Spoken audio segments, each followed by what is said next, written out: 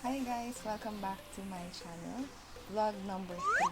So for this vlog, I'll be teaching you naman or showing you how will I transform this office makeup look into a night party makeup look. So itong look na to ay para sa mga girls na may pupuntahang party after office. So kung interesado ka, please keep on watching.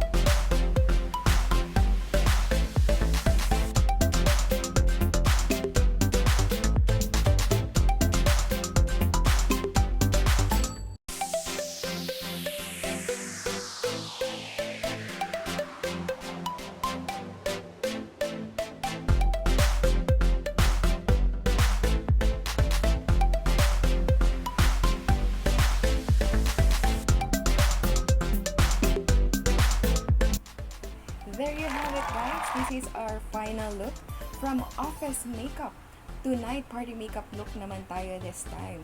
Hopefully na-enjoy nyo tong video na to at nakakuha kayo ng tips on how to level up your makeup look sa mga parties na pupuntahan ninyo. So if you enjoy this video, please give it a thumbs up, share and subscribe po to my channel. Thank you!